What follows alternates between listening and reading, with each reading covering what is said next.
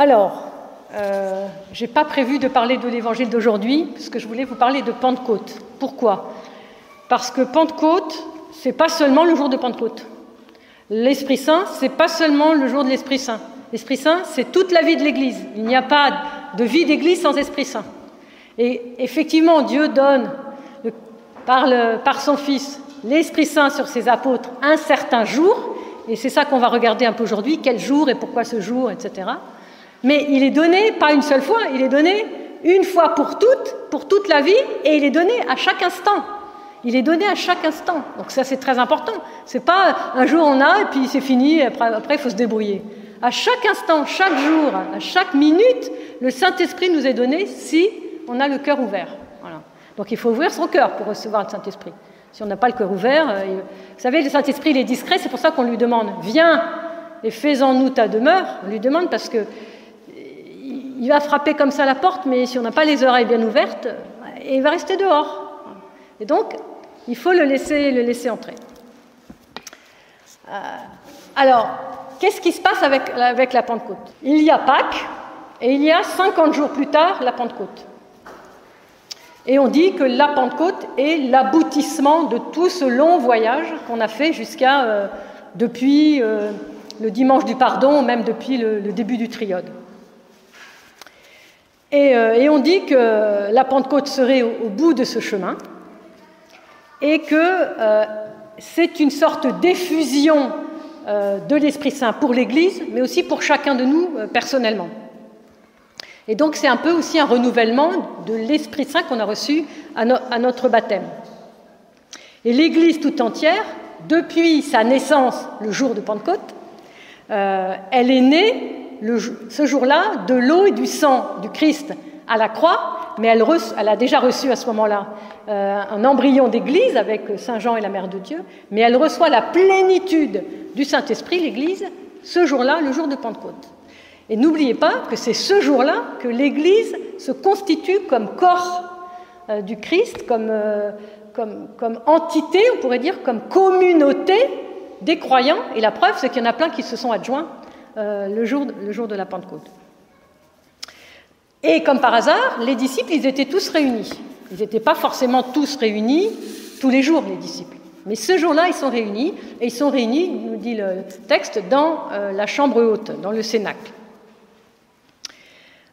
Et dès qu'on pense à Pentecôte, tout de suite, on pense au récit des Actes des Apôtres, avec toutes ces manifestations très, très bruyantes et très... avec une espèce de... comme quelque chose d'un peu eschatologique, hein, le cosmos tout entier qui réagit. Et on se dit, c'est autour de cet événement que notre liturgie commence à se constituer.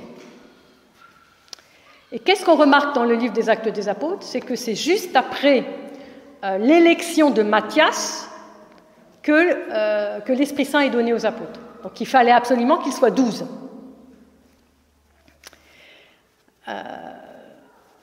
Alors maintenant, on peut se poser la question, 50 jours après Pâques, pourquoi 50 jours? Pourquoi pas 30? Pourquoi pas 25? Pourquoi pas 40? Et donc ce 50e jour, et on l'oublie assez souvent, est choisi par le Père, et le Fils l'envoie de la part du Père, parce que c'est un jour très important. Et c'est pour ça que les apôtres sont réunis. Et ce jour très important, c'est quoi? C'est la Pentecôte juive. C'est-à-dire que quand Luc nous dit dans les Actes des Apôtres « Et le jour de la Pentecôte étant arrivé », c'est pas la Pentecôte qu'on fête nous aujourd'hui. Hein. Et donc ça peut être un peu déstabilisant comme ça, mais c'est un fait. C'est la Pentecôte juive. Et alors la question qu'on peut se poser, mais est-ce que cette Pentecôte juive, elle n'a rien à voir du tout avec la Pentecôte chrétienne ou elle a quelque chose à voir?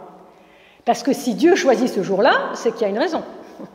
Et peut-être, c'est justement le meilleur jour pour choisir. Alors c'est le meilleur jour parce que c'est le 50e jour, Pentecostes, 50e jour, et que le calendrier chrétien, qu'on le veuille ou qu'on ne le veuille pas, suit le calendrier juif sur cette période. Entre Pâques et Pentecôte. Et vous savez que les Juifs comptent après Pentecôte, c'est-à-dire Shavuot, Shavuot, en hébreu, la Pentecôte, compte l'Omer, c'est-à-dire chaque jour, premier jour de l'Omer, deuxième jour de l'Omer, etc., 40e jour de l'Omer, Shavuot. Donc ils comptent chaque jour, qui les sépare de ce sommet, parce que c'est pour eux aussi un sommet, parce que aussi pour eux, Pentecôte, Shavuot est la clôture de Pâques. Et ils ont plusieurs noms à leur nom de Shavuot, à leur fête, et l'un des noms de cette fête, c'est Atzeret, et Atzeret, ça veut dire clôturer. Donc on est bien dans le même esprit, on avance vers une clôture, qui est la clôture du temple de Pâques, comme on le fait nous. Et donc c'est pour ça que c'est choisi, pour suivre le calendrier. Mais alors pourquoi Dieu tient tellement à ce qu'on suive ce calendrier ? Vous voyez toute la question qu'on peut se poser.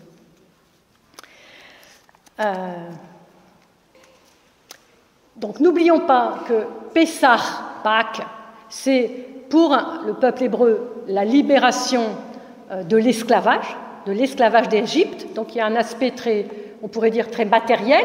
On est emprisonné par des Égyptiens, il faut faire des briques et on est esclave. Donc là, il y a une libération physique, une libération pour que le peuple puisse respirer. Et après, dans cette traversée du désert, ils arrivent au mont Sinaï, ils reçoivent l'étape de la loi, et là, on entre dans une libération spirituelle. Et finalement, il y a un certain parallèle qu'on peut faire. Pâques, Dieu, le Christ incarné, meurt et ressuscite pour nous sauver de toutes nos iniquités, pour nous racheter le peuple tout entier. Il a pris sur lui tous les péchés du monde. Et il nous amène petit à petit, grâce à ce salut et à cette purification qui commence à opérer, il nous amène jusqu'à la réception du Saint-Esprit, où là, on a un don spirituel, purement spirituel. Donc vous voyez le petit parallèle déjà qu'on peut commencer à faire. Et vous savez que le jour de la Pentecôte, donc juive, qu'est-ce qu'il se passe ? Donc les 600 000 hommes qui ont quitté l'Égypte arrivent au pied du Sinaï, et ils reçoivent, alors on dit les 10 commandements, il faudrait mieux dire les 10 paroles, et à travers les 10 paroles, ils reçoivent la parole de Dieu, c'est-à-dire la manière que Dieu a de demander à son peuple de se conduire selon sa volonté. Parce que c'est ça finalement, les 10 paroles. Est-ce que toi, peuple, tu acceptes d'être conduit par moi, Dieu, ton Père, quoi.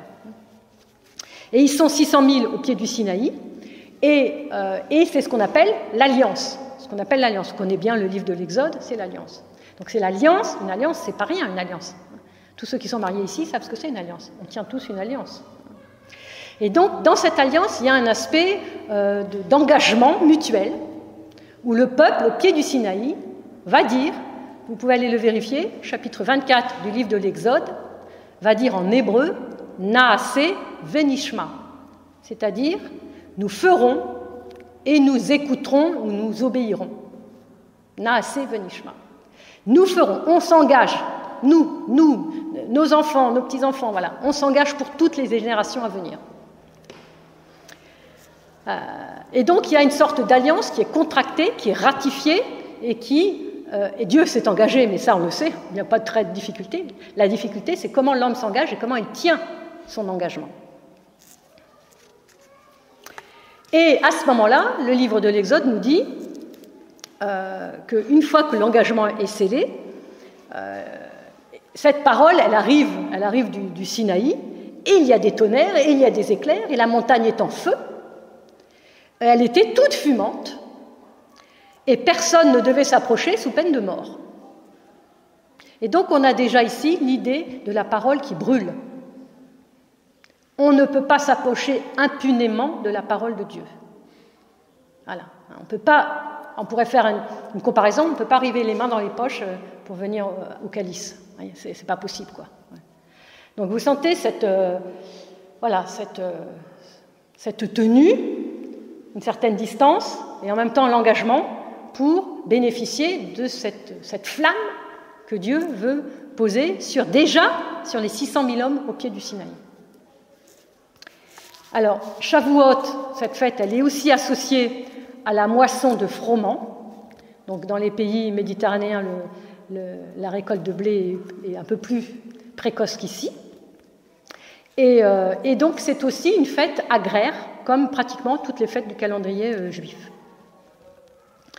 Et cet aspect agraire, au moment de Jésus, c'est-à-dire au moment où le temple était toujours sur pied, on pourrait dire, on apportait les prémices à Dieu parce que c'était toujours lui qui était servi en premier, ce qui normalement est normal. Donc là, on le trouve dans le livre de l'Exode au chapitre 23 et au chapitre 34. Et donc cette fête porte encore un troisième nom. Donc on a dit Shavuot, on a dit Atzeret, la clôture, et elle s'appelle aussi Rag HaBikurim, la fête des récoltes. La fête des Bikurim, c'est plutôt les prémices, voilà, la fête des prémices.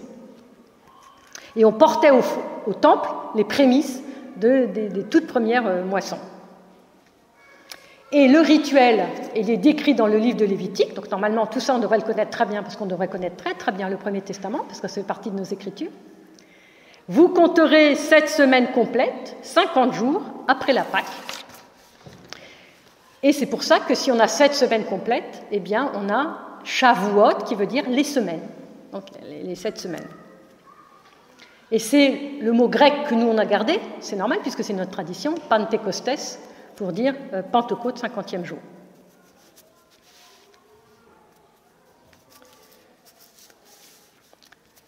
Alors, maintenant on peut essayer de voir quel rapport avec de manière plus subtile, de manière plus profonde, avec la Pentecôte chrétienne, et pourquoi Jésus nous a prévenus avant son départ qu'il va envoyer ce que le Père a promis. Donc le Christ nous prévient, le Christ prévient ses apôtres. Et donc, cette réunion de tous les disciples dans un même lieu, c'est cette réunion-là qui était d'abord une réunion parce que c'est la Pentecôte juive, va devenir, va se transformer un peu comme l'eau en vin. Comme l'eau en vin. L'eau se transforme en vin pour Cana. Il y a une sorte de continuité, de bascule, de seuil, où l'Esprit Saint, qui a déjà été donné depuis le départ, et on le dit dans le credo à chaque liturgie, il a parlé par les prophètes, donc ça fait longtemps que l'Esprit Saint il est là, mais là, il va être reçu d'une manière personnelle et personnalisée.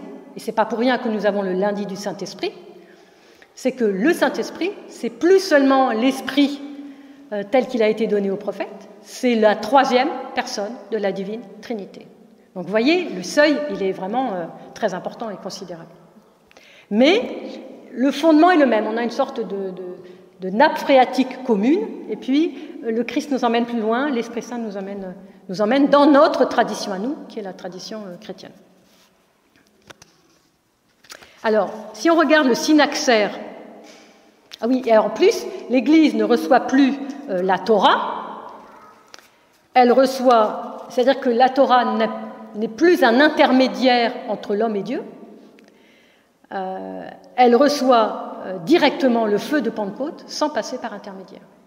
Donc ça, c'est très important aussi, parce que Dieu, il était passé par l'intermédiaire de la Torah, des 10 paroles. La Torah, on dit la loi en français, mais vous savez que la loi, c'est à cause du grec, on a traduit Torah par nomos, mais la loi ne donne pas tout l'aspect de ce que c'est que la Torah. La Torah, c'est le projet de Dieu. Torah, ça vient d'une racine yara, qui veut dire lancer une flèche. Donc c'est la flèche que Dieu lance, c'est le projet que Dieu fait sur l'humanité pour que l'humanité habite avec Dieu dans ce monde et que ce monde redevienne un paradis. Vous voyez, on est loin on a encore beaucoup de travail. Et voilà ce que dit le synaxaire du dimanche et du lundi de Pentecôte. Quelques versets, j'ai choisi quelques. Cette fête, nous l'avons héritée des Hébreux et de leurs livres. C'est dommage d'ailleurs qu'on ne lise pas le synaxaire, parce que je pense que très peu de nous le connaissent. On ne le lise pas dans les églises. Bon, il est très long, c'est un synaxaire qui fait 3 pages, enfin c'est très long. Cette fête, nous l'avons héritée des Hébreux et de leurs livres, donc cette fête des Pentecôtes. De même qu'ils célèbrent leur Pentecôte pour honorer le chiffre 7, et parce que le 50e jour après la Pâque, ils ont reçu la loi, la Torah, De même, nous aussi, en fêtant les 50 jours après Pâques, nous recevons le très Saint-Esprit qui donne la loi nouvelle, mène à l'entière vérité et accomplit la volonté de Dieu. Voilà. Donc il y a cette plénitude, ce qu'on appelle l'accomplissement des Écritures. Et puis je crois que c'est le lundi, celle-ci ou l'inverse, peu importe. Quand les 9 jours sont passés, le 10e, le Paraclet se répand après que la réconciliation a été effectuée par le Fils. Donc il fallait que ce soit après Pâques. Et cela 50 jours après Pâques, en mémoire de l'ancienne loi, de l'ancienne Torah. Car Israël reçut le décalogue. Donc le synaxaire dit bien décalogue, il dit pas commandement. Décalogue, 10 paroles. Israël a reçu le décalogue 50 jours après avoir traversé la mer Rouge. Remarquez donc les correspondances. Donc j'invente rien, je fais que répéter le synaxaire. Là, la montagne, ici, la chambre haute. Là, le feu, ici, les langues de feu. Et au lieu des coups de tonnerre et des ténèbres, un vent violent. C'est donc en forme de langue que l'Esprit Saint est descendu, parce que cela laisse entendre qu'il est en relation intime avec la parole vivante. Ou encore, parce que les apôtres devaient enseigner et affermir les nations par la parole. Ces langues sont de feu, parce que Dieu est un feu dévorant, et aussi à cause de la purification. Et elles se séparent en raison des charismes. Donc les langues se séparent en raison des charismes. Et de même que le don de la Torah n'a été donné qu'une seule fois au Sinaï à ce peuple qui était au pied de la montagne, de même, le feu du Saint-Esprit dans la chambre haute n'est donné qu'une seule fois, mais c'est un don permanent. C'est ça qu'il faut bien comprendre. C'est pour ça qu'on peut parler de la Pentecôte tous les jours de l'année. C'est un don permanent. Et ces langues sont de feu. Et le peuple d'Israël est constitué au pied du Sinaï par cette parole. Et de même, le don du Saint-Esprit, qui n'a pas été fait seulement une seule fois, mais de façon ponctuelle, mais de façon permanente, il est donné pour constituer l'Église. Et le père Boris Bobrinskoy dit la chose suivante: il s'agit de l'inauguration d'une effusion permanente des dons de l'Esprit Saint sur l'Église et sur chacun de ses membres. Donc peut-être dans la Pentecôte, alors là on pourrait beaucoup approfondir, il y a cette personnalisation pour chacun, et chacun selon son charisme. Et on sait que le charisme de Thomas n'est pas celui de Pierre, n'est pas celui de Jean, n'est pas celui de Matthieu, etc. Et pareil pour nous ici réunis. Les actes des apôtres nous disent un fracas comme celui d'un violent coup de vent qui remplit toute la maison, et ils virent apparaître, se partageant, des langues comme du feu, et il s'imposa sur chacun d'eux. Et le Targum, alors qu'est-ce que c'est le Targum? Donc, le Targum, on ne connaît pas très bien, on connaît bien la Septante, mais on ne connaît pas le Targum. La Septante est aussi un Targum. La Septante, le Targum, qu'est-ce que ça veut dire? Ça veut dire traduction. Donc la Septante est une traduction de l'hébreu, qui est notre Bible, que l'on aime beaucoup, qui est la Bible liturgique, la Bible de l'Église orthodoxe. Le Targum, c'est une autre traduction en araméen, du même texte. Et voilà ce qu'il dit. Alors écoutez bien, et c'est là où on voit à quel point on est vraiment dans la continuité. Le premier commandement, lorsqu'il sortit de la bouche du Saint, que son nom soit béni, était comme des étincelles et des éclairs et des flammes de feu. Comme si, c'est une image, évidemment, Dieu il n'a pas une langue comme moi avec un gosier qui fait du bruit. Comme si Dieu, en parlant, en donnant cette première parole, eh bien, ce qui sort de lui, c'est des éclairs et des flammes de feu. Donc il y a vraiment cette conscience de quelque chose qui réchauffe. Et vous savez que les pères le disent, le démon est froid, le démon est glaçant. Le Christ, la Sainte Trinité, la Mère de Dieu, la vie de l'Église, c'est chaud, ça réchauffe, c'est chaleureux. C'est toute la différence. Voilà. Et n'oublions jamais que si on manque d'enthousiasme, donc ce feu, enthousiasme, ce feu divin, cette présence divine, c'est qu'on manque de chaleur et il faut vite se rapprocher de l'Église, de ses frères, de la prière, pour retrouver cette chaleur dans le cœur. Alors, si on va aller voir encore un tout petit peu plus subtilement quelques autres sources juives, donc Flavius Joseph, donc il est pratiquement contemporain du Christ, il dit « Il y avait des vents violents », il parle évidemment de la Pentecôte juive, il y avait des vents violents, des éclairs terrifiants et de la foudre. Il semble que ce feu est la matérialisation de la présence divine, puisque Dieu y est tout entier dedans. Donc, dans un cas, Dieu parle, et cette parole est donnée dans le feu, le vent violent, les éclairs, le tonnerre, c'est une parole de révélation. Dans l'autre cas, donc Dieu se révèle au Sinaï. Dans l'autre cas, le Saint-Esprit se manifeste aussi par le vent violent, le feu se divise en langues, il vient communiquer sa puissance d'une manière intérieure. D'une manière intérieure. Ce qui va évidemment tout de suite conduire les disciples, une fois qu'ils ont, on pourrait dire, intégré, presque ingéré, on pourrait dire, reçu vraiment au cœur cette flamme du Saint-Esprit, ils sont poussés pour aller immédiatement annoncer la bonne nouvelle et parler toutes les langues, cette parole que Jésus-Christ leur révèle et cette expérience de Jésus-Christ mort et ressuscité. Une autre source juive, très intéressante, et vous allez voir encore plus précisément à quel point il y a des connexions. Dieu dit à Aaron, « Va au-devant de Moïse dans le désert. » Comme il est dit, Dieu, par sa voix, tonne à pleine voix ses merveilles. Il est dit, Dieu tonne à pleine voix ses merveilles. Or, qu'est-ce que font les disciples? Ils racontent les merveilles de Dieu. Si vous connaissez par cœur votre livre des Actes des Apôtres, chapitre 2. Ils racontent les merveilles de Dieu. Que signifie tonne ces merveilles? Je suis toujours dans le Midrash.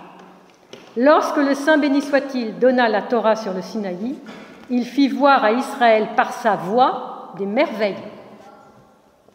Comment? Le Saint béni soit-il parlait, la voix partait et parcourait le monde entier et revenait. Des cieux, elle passait à la terre, il regardait vers la terre, comme il est dit, des cieux, il t'a fait entendre sa voix pour t'éduquer, sur terre, il t'a fait voir son grand feu, Deutéronome 4, 6. Et l'Écriture dit, et tout le peuple voyait les voix. Exode 20, 18. Donc en hébreu, d'ailleurs en grec aussi, c'est jamais traduit comme ça en français, c'est dommage. Le peuple voit les voix. Ben, c'est normal, si la voix elle sort, qu'elle parcourt la terre entière, c'est qu'on la voit. Il n'est pas écrit la voix, mais les voix. Rabbi Yohanan dit, la voix partait et se divisait en 70 langues pour que tous les peuples l'entendent. Donc déjà, selon la tradition d'Israël, selon la tradition de lecture, et vous savez combien la tradition de lecture est importante, et nous on le voit bien pour nous-mêmes, déjà la voix, elle se divise en 70 langues. Pourquoi 70? Alors, pour nous, c'est 12, c'est sur les apôtres, qui sont eux-mêmes ensuite les colonnes de toute l'Église. Eux, c'est 70 langues, parce qu'il y avait, selon les tables généalogiques, notamment du livre de la Genèse, chapitre 5, chapitre 10, il y avait 70 nations. Et que les 70 nations représentent tous les peuples de la terre. Donc c'est un chiffre un peu symbolique pour dire tous les peuples de la terre, tout le monde est concerné. Et donc là, on est aussi rejoint. Un autre rabbin, Rabbi Yohanan, dit « Chaque parole qui sortit de la bouche de la Toute-Puissance se divisa en 70 langues.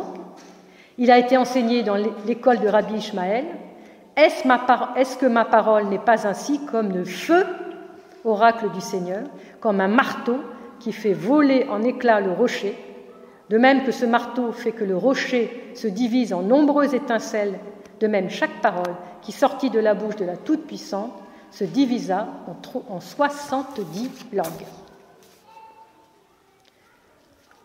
Et à partir du moment où ces 12 langues, pour nous, dans notre Pentecôte chrétienne, tombent sur les disciples, c'est à ce moment-là que tout le monde est rempli du Saint-Esprit. Alors ce qui est bizarre, c'est qu'ils disent tout le monde. D'accord? Donc, tous sont remplis du Saint-Esprit. Et ils se mirent à parler en d'autres langues. Et que disent-ils? Ils racontent les merveilles de Dieu. Et le vent devient ce souffle saint qui remplit tous les habitants de la maison. Et aux langues de feu, sur chacun, correspond un parler en d'autres langues. Et donc, il y a bien l'idée qu'il faut rejoindre tous les peuples de la terre. Tous les peuples de la terre. Saint Jean Chrysostome, qu'est-ce qu'il dit de tout ça? Et soudain se fit entendre un bruit venant du ciel, il remplit toute la maison. Vous savez que les pères n'ont pas beaucoup commenté le livre des Actes des Apôtres. Il y en a, mais ce n'est pas énorme. Ils ont beaucoup commenté l'Évangile, mais les Actes des Apôtres, il n'y a pas beaucoup. Mais Jean Chrysostome, il a voulu tout commenter du livre des Actes des Apôtres. Donc on a de la chance parce que c'est quand même un grand commentateur, un grand saint. Mais ce n'est pas... Alors, remarque que tous sont rassemblés en un même lieu. Jean Chrysostome qui parle. En sorte que ceux qui sont présents puissent croire et devenir dignes de foi. Mais ce n'est pas tout. Il y a encore plus étonnant. Les langues leur apparurent qui se partagèrent semblables à du feu. Il a dit semblable pour que tu ne penses rien de matériel de l'esprit. Bon, l'esprit n'est pas matériel. Comme du feu et comme un vent. Ce n'était pas un simple courant d'air. Lorsque l'Esprit dut se manifester à Jean, c'est comme sous l'apparence d'une colombe qui vint sur la tête du Christ. Donc Jean le Baptiste.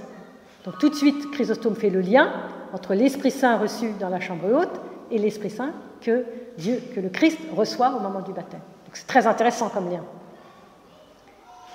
Mais est-ce qu'il est venu seulement sur les 12 et pas sur les autres? Demande Jean Chrysostome. Assurément, il est venu sur les 120, parce qu'ils étaient très nombreux. Il suffit de lire les Actes des Apôtres, ils étaient 120. C'est pourquoi Pierre invoque le témoignage du prophète, et tous furent remplis. Ils ne reçurent pas seulement la grâce de l'Esprit Saint, ils en furent remplis. Donc c'est cette même idée, un peu comme disait aussi tout à l'heure le Père Boris, ça demeure parce qu'ils sont remplis à l'intérieur. Il y a une intériorisation. Et donc cette correspondance entre la théophanie et le baptême du Christ et la Pentecôte est vraiment très intéressante. Et ça renvoie à notre propre baptême et à notre première effusion de l'Esprit Saint au moment où le prêtre nous a plongés dans l'eau, nous a remonté de l'eau, nous a chrismés et nous a donné l'Esprit Saint en plénitude. Irénée de Lyon, Irénée va dire que l'Esprit Saint rassemble dans un même mouvement l'unité des 12 tribus. Alors ça, c'est intéressant aussi, parce que 12 apôtres, c'est comme les 12 patriarches des 12 tribus. Et des 12 tribus, c'est la quintessence de tout le peuple, puisque c'est à partir des 12 tribus que tout le peuple des Hébreux puis des Juifs va sortir, on peut dire, hein, de génération en génération. Donc, dans un même mouvement, l'unité des 12 tribus et de tous les peuples de la terre, dit saint Irénée. C'est encore cet esprit dont Luc nous dit qu'après l'ascension du Seigneur, il est descendu sur les disciples, le jour de la Pentecôte, avec pouvoir sur toutes les nations pour les introduire dans la vie et leur ouvrir le Nouveau Testament. Aussi est-ce dans toutes les langues que, animés d'un même sentiment, les disciples célébraient les louanges de Dieu, tandis que l'Esprit ramenait à l'unité les tribus séparées et offrait au Père les prémices de toutes les nations. C'est pourquoi aussi le Seigneur avait promis de nous envoyer un paraclet qui nous accorderait à Dieu. Donc là, c'est l'idée que le paraclet nous fait revenir, on a été sauvés par la croix et la résurrection, nous fait revenir dans l'amitié de Dieu, dans la compagnie de Dieu, pour pouvoir, avec la force du paraclet, dépasser toutes nos propres passions personnelles et communautaires et créer le paradis sur terre avec Dieu, créer la maison commune de l'homme avec Dieu, comme c'était à l'origine. Donc on peut interpréter l'Esprit Saint ramener à l'unité les tribus séparées comme une allusion, c'est mon interprétation de Chrysostome, comme une allusion à Shavuot, à cette fête juive, où les 600 000 hommes deviennent un peuple un en recevant la Torah au pied du Sinaï. Et ces 600 000 hommes offrent les prémices, comme on l'a expliqué tout à l'heure, Ils offrent les prémices, à la fois des gerbes, mais eux-mêmes sont les prémices de toutes les nations. De même que le récit des Actes des Apôtres nous montre les apôtres comme prémices de tous les chrétiens, de toute l'Église.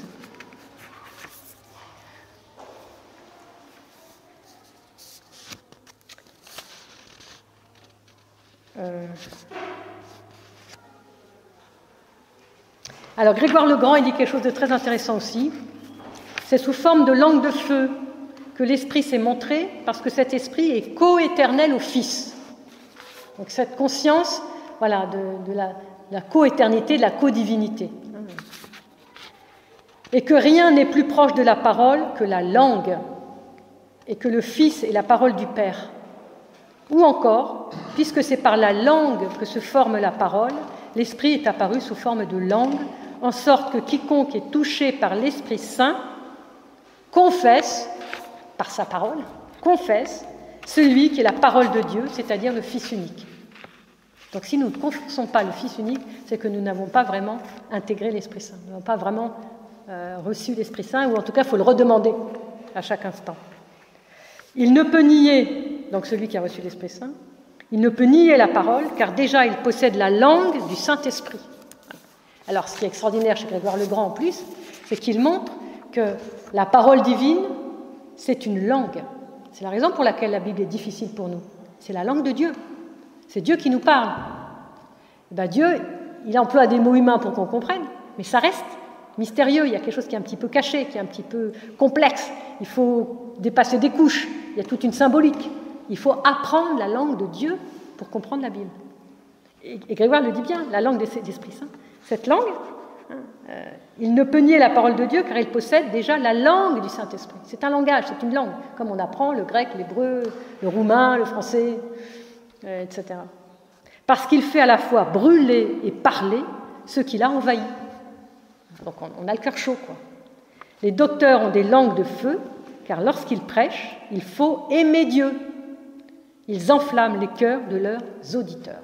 Voilà. Donc le but de tout ça, c'est qu'on reçoit une flamme, on l'intègre, elle est intériorisée, et elle ressort en parole pour communiquer les merveilles de Dieu, pour communiquer l'expérience de l'Évangile, l'expérience du Christ, l'expérience du Saint-Esprit, l'expérience de l'Église. Et à ce moment-là, on enflamme nos auditeurs. Et c'est un peu comme la flamme de Pâques. Hein. On se passe la flamme. Et à ce moment-là, eh bien, ça prend jusqu'aux confins de la terre. Et donc, vous voyez la responsabilité qu'on a, nous, en tant qu'apôtres. On doit tous être des apôtres. Alors, je vais terminer par une dernière petite histoire, une petite histoire juive, qui est à la fois, on peut l'entendre comme une parabole, mais apparemment c'est une histoire vraie. Mais peu importe, juste pour nous réjouir le cœur et puis pour qu'on reparte d'ici en ayant une petite histoire. Alors c'est quelqu'un qui parle de son père. Mon père, Abouya, était un des grands personnages de Jérusalem. Quand vint le jour où je devais être circoncis, donc c'est son père qui a dû lui raconter, parce qu'il avait 8 jours. Il invita tous les grands personnages de Jérusalem et les installa dans une maison. Donc c'est la grande fête, la circoncision, c'est comme le baptême pour nous. Quant à Rabbi Eliezer et à Rabbi Yehoshua, il les plaça dans une autre maison. Lorsque les invités eurent fini de manger et de boire, ils se mirent à battre des mains et à danser. Rabbi Eliezer dit à Rabbi Yehoshua, « Pendant que ceux-ci passent leur temps à leur façon, occupons-nous à notre manière. » Ils se mirent donc à s'occuper des paroles de la Torah, passant de la Torah aux prophètes, des prophètes aux hagiographes. Là, c'est l'allusion aux 3 parties de la Bible hébraïque. Donc, c'est tout le corpus de la Bible hébraïque. Un feu descendit du ciel et les entoura. Mon père Abouya leur dit, « Mes maîtres, êtes-vous venus pour mettre le feu à ma maison ?» Ils lui répondirent, « Dieu nous en garde, mais nous étions assis, nous faisions un collier avec les paroles de la Torah. » Donc, les paroles de la Torah sont comme des perles qu'on ajoute les unes aux autres pour faire un beau collier. Nous passions de la Torah aux prophètes et des prophètes aux hagiographes, et voici que ces paroles sont devenues joyeuses comme elles l'étaient quand elles furent données au Sinaï.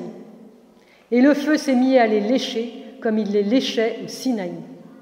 En effet, quand ces paroles furent la première fois données au Sinaï, elles furent données dans le feu, comme il est dit, et la montagne brûlait dans le feu jusqu'au cœur des cieux. Alors mon père Abouya leur dit, « Mes maîtres, puisque telle est la force de la Torah, si ce fils reste en vie, je le consacrerai à l'étude de la Torah. »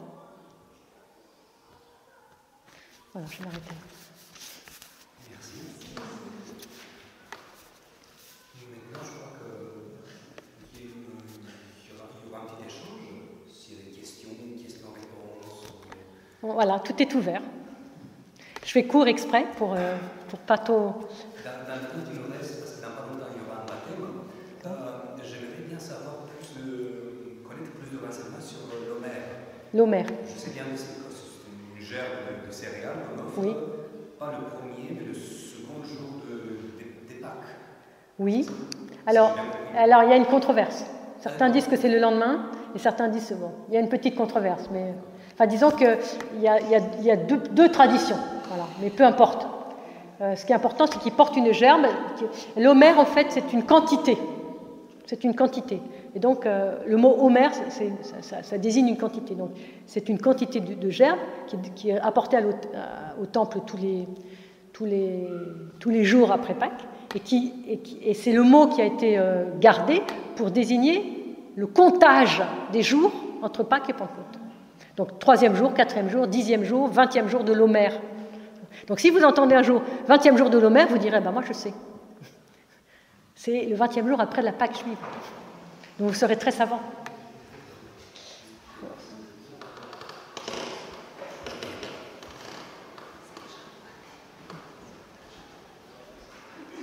Alors, autre chose aussi que je voulais vous dire, c'est que le père Sophronie, Saint Sophronie, je ne sais pas si vous avez lu Sa vie et la mienne, au début de son livre, autour des pages 17-18, il dit que l'expérience de Moïse au Sinaï, quand il fait l'expérience de cette flamme du buisson, et par extension l'expérience du peuple au pied du Sinaï qui reçoit la parole de Dieu. Je vais vous le lire parce que je ne voudrais pas déformer sa pensée. Je me suis fait une petite pense bête.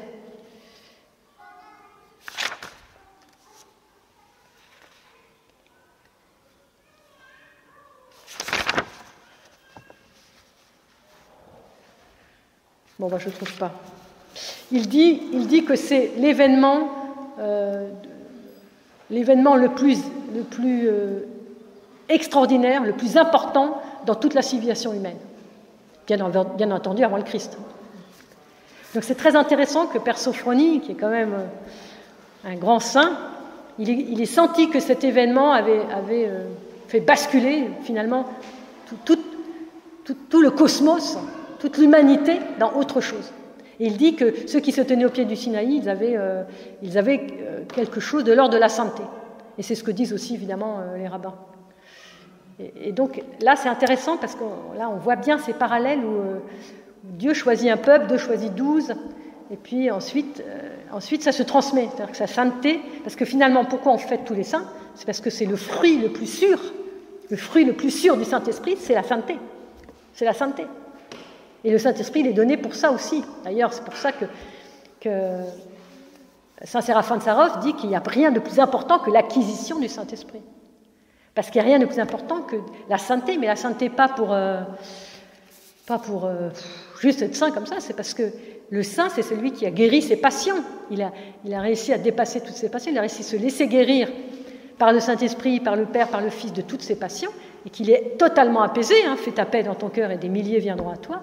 Et donc c'est comme ça qu'il va embraser, c'est comme ça qu'il sera un vrai témoin. Et ça, je pense, c'est fondamental. C'est pour ça qu'on a une grosse responsabilité.